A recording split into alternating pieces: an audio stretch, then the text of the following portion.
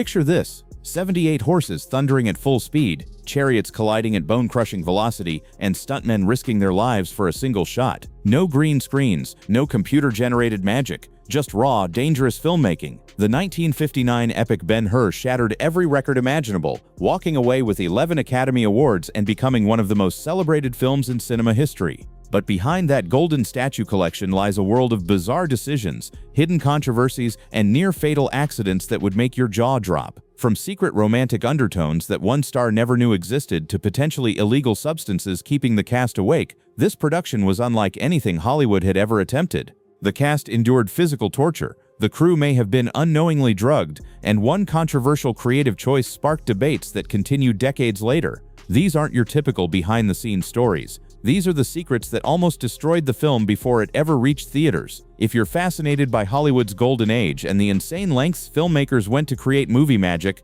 you're going to want to stick around. And hey, if you love diving deep into film history like this, go ahead and hit that subscribe button so you don't miss out on more shocking stories like these. Number 20. The Silent MGM Lion. When Ben-Hur begins, something feels immediately wrong, but most viewers can't quite put their finger on it. For over 3 decades, every single MGM picture had opened the same way, that iconic lion roaring with primal power from his circular frame. It was as recognizable as the studio itself, an unbreakable tradition that audiences expected before every comedy, drama, and action picture that bore the MGM name. But director William Wyler committed what studio executives considered almost sacrilegious. He demanded that Leo the lion remain completely silent for the first time in the company's history. Wyler's reasoning was surprisingly spiritual. The film opens with the nativity scene, showing Mary, Joseph, and baby Jesus in the manger, accompanied by Miklos Raza's hauntingly beautiful musical score. The director believed that having a roaring lion interrupt this sacred moment would shatter the reverent atmosphere he'd carefully constructed. He wanted Raza's dramatic orchestral music to begin on the very first frame, creating a seamless flow into the birth of Christ. The studio created a special still-frame version where Leo simply gazes around silently while the music swells underneath. Only 2 other MGM films had received this rare exception before Ben-Hur, including another religious picture from 1950 called The Next Voice You Hear. Breaking tradition served the story better than following the rules, proving that sometimes the most powerful moments come from knowing when to stay silent. But that was just the beginning of the unusual choices made during production. Number 19. 1 million pounds of plaster art. The sets of Ben-Hur required such massive artistic undertaking that the production essentially created a Renaissance sculpture workshop disguised as a movie set. Over 1 million pounds of plaster were used to construct the elaborate world of ancient Rome and Jerusalem, with 200 skilled artists and craftsmen working full-time to create hundreds of statues, friezes, and decorative elements. This wasn't some Hollywood shortcut with painted backdrops and cheap props. Every single piece of artwork was meticulously handcrafted using traditional casting techniques that took weeks or months to complete. William Wyler and his production designers obsessed over historical accuracy, demanding that every set be filled with 3-dimensional artwork that could withstand close-up photography in the new widescreen format. The art workshop functioned like a small factory with different teams specializing in various elements. Some focused on massive statues that stood several stories tall, while others created detailed friezes for Roman building walls or small household items the actors would handle during scenes. These artists researched ancient Roman and Jewish artistic styles extensively, ensuring everything looked period appropriate. This massive investment in handcrafted artistry contributed significantly to the film's record-breaking $15 million budget, but it established Ben-Hur as the gold standard for epic filmmaking. The attention to detail was so extreme that viewers could pause on any frame and find authentic-looking historical artwork filling the background. What happened behind the camera, though, was even more elaborate. Number 18. Jesus was actually a missionary. The man chosen to portray Jesus Christ in Ben-Hur brought something to the role that no acting class could teach. Claude Heder had served as a missionary for the Church of Jesus Christ of Latter-day Saints in the eastern United States before pursuing his acting career. He spent years of his life preaching and teaching about Jesus Christ, giving him an unusual and deeply personal preparation for playing Christianity's most important religious figure. This wasn't just another Hollywood casting decision. It was a deliberate choice that reflected the production team's commitment to treating the religious aspects with genuine reverence. Heder's role required conveying divine presence without speaking a single word of dialogue. Jesus appears in crucial moments throughout the film, giving water to Judah Ben-Hur during his march to the galleys, delivering the Sermon on the Mount, and during the crucifixion scene. The character's power comes entirely from Heder's physical presence and expression. His missionary background meant he understood the immense responsibility of portraying Christ on screen for millions of viewers worldwide, especially in a film that received official Vatican approval. He'd spent years representing his faith in real-world situations, preparing him to embody Christ in a way that would resonate with Christian audiences while serving the epic story's dramatic needs. Most actors would approach Jesus as just another character to research and perform, but Heder had lived his faith in ways that brought authentic spiritual depth to every silent moment on screen. The casting choices were thoughtful, but the working conditions were absolutely brutal. Number 17. Missing limbs for shocking realism. When it came time to film the brutal naval battle sequence where Ben-Hur serves as a galley slave, editor John Dunning proposed something that sounds unthinkable by today's standards.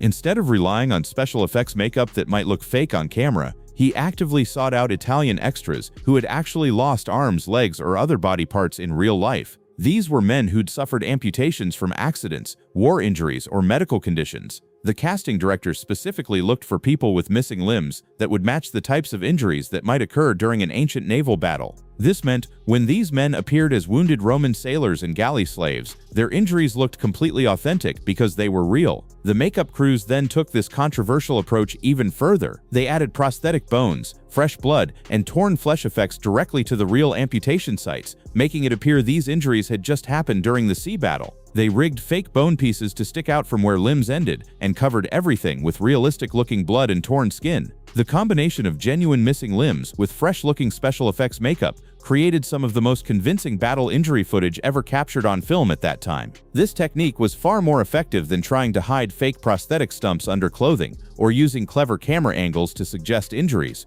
Wyler and his team understood that audiences would spot the difference between authenticity and movie trickery, especially in close-up shots where every detail would be visible on the massive widescreen format. They were willing to push boundaries that would never be allowed in modern productions. Speaking of pushing boundaries, the musical score broke records in its own right. Number 16. The longest film score ever composed. Composer Miklos Raza created something that had never been attempted in Hollywood history when he wrote 110 minutes of original music for Ben-Hur. To put this achievement in perspective, most major films in the 1950s typically featured between 30 and 60 minutes of music. Raza nearly doubled what was considered a substantial musical contribution to a motion picture.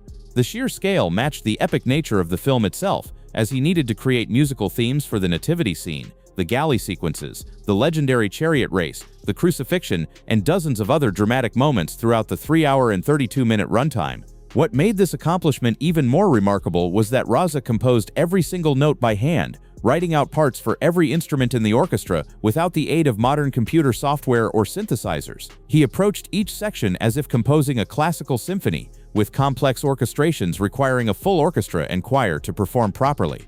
He had to create separate musical themes for different characters, locations, and emotional moments, then weave them together in ways that enhanced the storytelling without overwhelming dialogue or action. The recording sessions required weeks of work with the London Symphony Orchestra and various choirs. The music became so integral to the film's success that audiences could hum the main theme years later, and the score influenced how epic films would use music for over 15 years afterward. Raza's Ben-Hur score became a template for future epics, proving that audiences could appreciate much longer musical compositions when properly integrated into a grand cinematic experience. But while the music energized audiences, something else was energizing the cast. Number 15. Vitamin B injections. Or were they amphetamines? The filming schedule for Ben-Hur pushed human endurance beyond reasonable limits. Everyone worked 12 to 14 hours a day, 6 days a week for 9 straight months. To help the cast and crew cope with this brutal schedule, the production brought a doctor onto set who offered vitamin B complex injections to anyone who requested them. The shots supposedly boosted energy levels and fought the crushing fatigue affecting everyone involved. Cast members, crew workers, and even director William Wyler himself received these injections regularly, and they became so popular that many people relied on them just to make it through their working days. However, years later, Wyler and his family began questioning what was actually in those supposedly helpful vitamin shots. Looking back on the experience, Wyler became convinced the doctor may have been administering amphetamines without informing anyone what they were actually receiving. This would explain why the injections provided such dramatic energy boosts and helped people work extraordinarily long hours without collapsing. During the 1950s, amphetamines were commonly prescribed for various conditions and weren't as strictly regulated as today. Many doctors didn't fully understand the potential dangers or addictive properties of these drugs, often prescribing them for weight loss, depression, or fatigue without fully informing patients. If Wyler's suspicions were correct, it means much of Ben-Hur was filmed by a cast and crew unknowingly taking stimulant drugs to maintain their energy. This would make the already impressive physical performances and technical achievements even more remarkable considering the circumstances under which they were accomplished. The energy boosts couldn't prevent tragedy from striking, though. Number 14. The producer died during filming. In the middle of production, the massive film project suffered a devastating blow when executive producer Sam Zimbalist suddenly collapsed from a heart attack while working in Rome. Zimbalist had been the driving force behind getting the film made, spending years developing the project and convincing MGM to invest $15 million in what would become the most expensive movie ever produced at that time. His death created an immediate crisis because he'd been handling all business decisions, budget management, and logistical coordination for this enormous undertaking involving thousands of cast and crew members working across multiple Italian locations. With no time to bring in a replacement producer from Hollywood, director William Wyler had to simultaneously handle both roles. This meant Wyler was now responsible for directing all scenes, working with actors on performances, overseeing technical filming aspects, and managing the business side Zimbalist had controlled. The additional workload put enormous pressure on Wyler, who was already working 14-hour days managing one of the most complex film productions in Hollywood history. He had to make financial decisions about cost overruns, negotiate with Italian suppliers and crew members, and handle communications with MGM executives in California while maintaining creative focus on directing. MGM eventually gave Wyler an additional $100,000 for taking on producer responsibilities and brought in J.J. Cohn to help with business duties. Despite these challenges, Wyler completed the film successfully, though Zimbalist never lived to see the finished product he'd worked so hard to bring to the screen. The pressure on everyone was intense, but one actor suffered particularly severe physical consequences. Number 13. Steel-lined costume for the trampling scene. Stephen Boyd was willing to perform most of his own stunts during the chariot race, including the terrifying scene where his character Masala gets thrown from his chariot and dragged underneath the horses and wheels of other racing vehicles. To protect Boyd during this extremely hazardous sequence, the costume department created a special version of his Roman armor with steel plating hidden underneath the fabric and leather to shield his body from serious injury. Boyd insisted on doing the close-up shots himself rather than using a stunt double, wanting to give the most authentic performance possible for what would be Masala's dramatic death scene. The hidden armor was carefully designed to protect his chest, back, and sides from horses stepping on him and chariot wheels rolling over his body while still allowing natural movement and maintaining the appearance of regular Roman military clothing. Boyd wore this protective costume for shots where he appears to be getting trampled and dragged along the track surface. However, the most dangerous moments where he'd actually be run over by horses and chariots were filmed using a specially made dummy that looked exactly like him. The production team created this realistic dummy to handle genuinely life-threatening shots that even steel armor couldn't make safe. The combination of Boyd's protected close-up performance and the dummy for extreme moments created a convincing sequence that looked like one continuous action, with audiences having no idea different techniques were being used for different parts of Masala's death. Boyd's willingness to endure the discomfort of wearing heavy steel armor under his costume in the Italian heat demonstrated his commitment to making the scene as realistic and powerful as possible. Speaking of commitment to small details, Wyler's perfectionism reached absurd levels. Number 12. The pottery kick obsession. William Wyler's perfectionist tendencies reached almost comical levels during a scene where Ben-Hur returns to his destroyed family home. Charlton Heston accidentally kicked a piece of broken pottery that made a particular sound, and Wyler became completely fixated on recreating it. The director felt it perfectly captured the loneliness and emptiness of the destroyed home, adding emotional impact to a simple walking scene. However, when Wyler demanded more takes to recreate the pottery kick, Heston had no idea what he was talking about because the kick had been completely unintentional. This led to a frustrating situation where Wyler kept asking for more takes while Heston couldn't understand what was wrong. After several failed attempts, Heston finally asked directly, and Wyler explained he wanted that specific pottery kicking sound. Heston was amazed the director had become so focused on such a tiny detail, and later wondered why Wyler hadn't just asked him to kick the pottery again instead of making him guess through multiple mysterious retakes. Hidden in plain sight was another connection to Hollywood history. Number 11. The 1925 film star's hidden cameo. Hidden somewhere in the crowd scenes is actress Mae McAvoy, who who had played the female lead Esther in the original 1925 silent version, making her the only person to appear in both MGM adaptations. Her appearance was completely uncredited, and most moviegoers had no idea they were witnessing a piece of Hollywood history walking among the extras. By 1959, McAvoy was no longer the major star she'd been during the silent era. The film industry had changed dramatically with sound pictures in the late 1920s, and many silent stars saw their careers end. Her original performance as Esther in the 1925 Ben-Hur had been one of her most important roles. Her cameo represents a touching connection between two eras of filmmaking, linking the silent period with modern widescreen spectacles. While William Wyler had worked as an assistant director on the 1925 film, McAvoy was the only performer in both productions, even though her role in the newer version was just a brief anonymous appearance. Wyler's perfectionism extended to every aspect of the production, including his lead actor's performance. Number 10. Charlton Heston's 16-take struggle with 3 words. Director William Wyler was famous for demanding take after take until he got exactly what he wanted. One moment with Charlton Heston became legendary for repetition.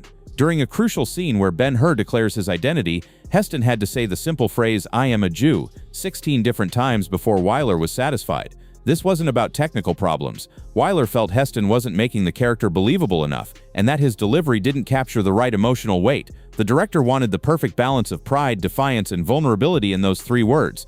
Wyler had a reputation for pushing actors through dozens of takes without clearly explaining what he wanted changed. The struggle reflected Wyler's broader concerns about Heston's performance and whether he was fully connected with the character's Jewish identity.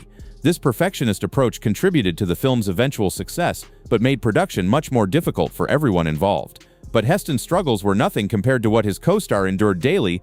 Number 9. Stephen Boyd's painful contact lens torture. Stephen Boyd, who played the villainous Masala, endured months of physical agony because both he and Charlton Heston had blue eyes. Wyler wanted them to look distinctly different, so Boyd had to wear brown contact lenses throughout the entire filming. The 1958 contact lenses were nothing like today's comfortable soft lenses. These were hard, thick pieces of plastic covering Boyd's entire eye with only a small hole in the center to see through. The lenses severely restricted his vision and made performing naturally difficult. They constantly scratched and irritated his eyes during 12 to 14-hour shooting days, 6 days a week. The irritation became so severe that his eyes would become red, swollen, and watery, making it impossible to continue working. The production team had to regularly reschedule scenes and shooting days to give Boyd recovery time, creating scheduling headaches for the massive production. Despite these challenges, Boyd never complained publicly and completed his performance as one of cinema's most memorable villains. He also had to wear lifts to match Heston's 6'2" height. But the most controversial aspect of their relationship was something Boyd knew but Heston didn't. Number 8. The secret gay subtext nobody told Heston. One of Hollywood's most famous examples of hidden meaning happened when screenwriter Gore Vidal added a secret layer to the relationship between Ben-Hur and Masala that only some people knew about. Vidal felt the script needed a stronger emotional reason for Masala's vicious turn against his childhood friend. He wrote the scenes suggesting they'd been lovers in their youth and that Masala's return to Jerusalem was motivated by hope to rekindle their romance. When Ben-Hur chooses loyalty to his people over Masala, Vidal intended this rejection to feel like a spurned lover's pain rather than political disagreement, explaining Masala's vindictive cruelty. Vidal approached Wyler with this idea, and the director agreed but told him to share it with Stephen Boyd while keeping Charlton Heston completely in the dark.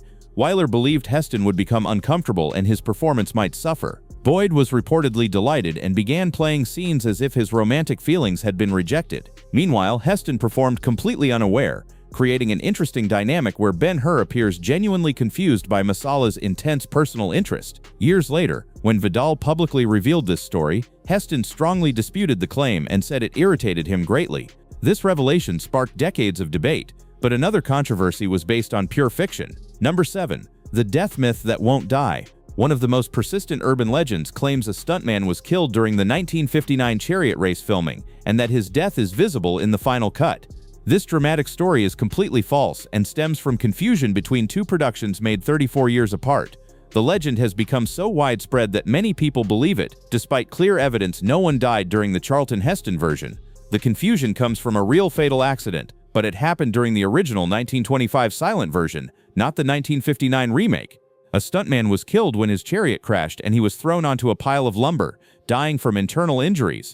The 1959 production was much safer, with legendary stuntman Yakima Canutt implementing careful safety measures. Charlton Heston specifically stated in his autobiography that no one was seriously injured during the chariot race scenes.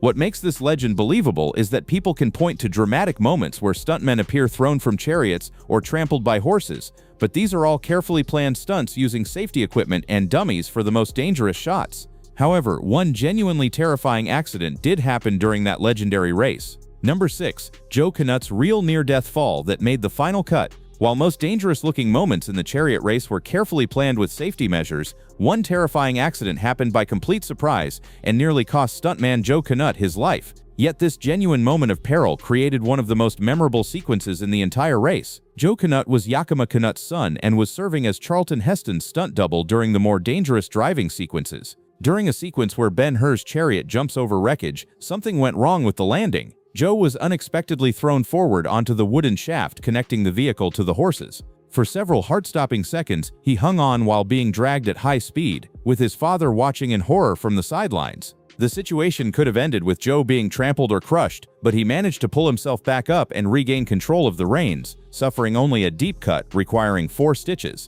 The cameras kept rolling, capturing every moment. When footage was reviewed, Wyler and the editing team realized they'd captured something extraordinary that looked far more exciting than any planned stunt. They used the real accident footage in the final film, editing it with close-ups of Heston to create a seamless sequence audiences assumed was carefully choreographed. And that wasn't the only time. Real danger enhanced the authenticity.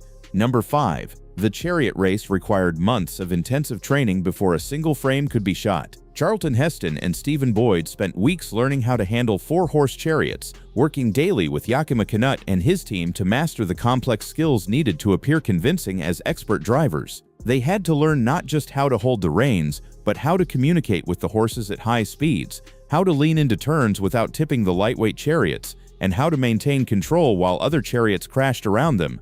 Both actors developed genuine respect for the difficulty and danger involved, with Heston later admitting he'd never been more terrified in his life than during some of the actual racing sequences filmed at high speed on the massive oval track built specifically for the production.